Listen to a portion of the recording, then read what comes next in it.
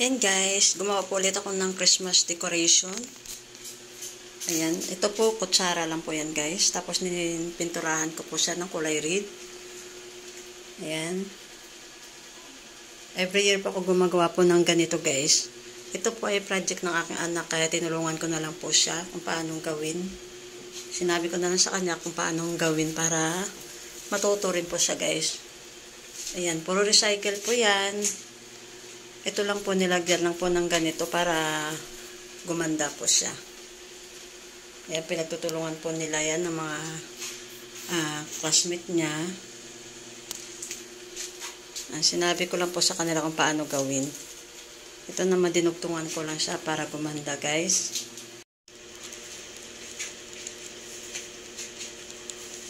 Malapit ang matapos.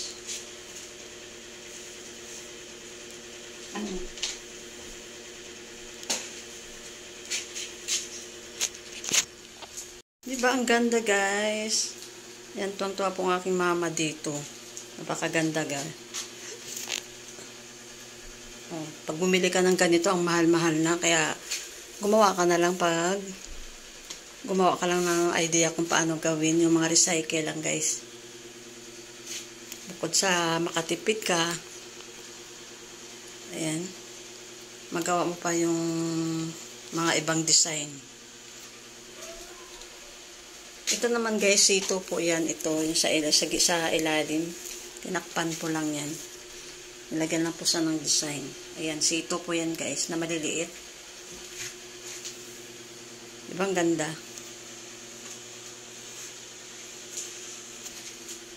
Kaya simulan nyo rin guys. Gumawa rin po kayo ng ganito. Napakasimpleng gawin lang. Mahirap lang po sa itali sa alambre. Naubusan ako ng glue. Bumili pa ng aking anak ng glue gun.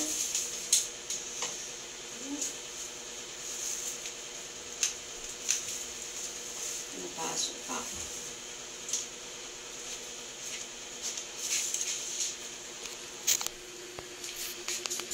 Ang ganda.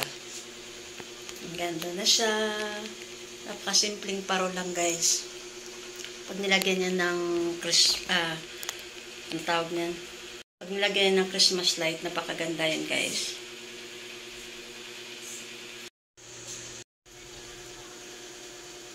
Ayan guys, ito yung sito. Ayan, tapos na guys. Tapos na ang aking parol na malaki.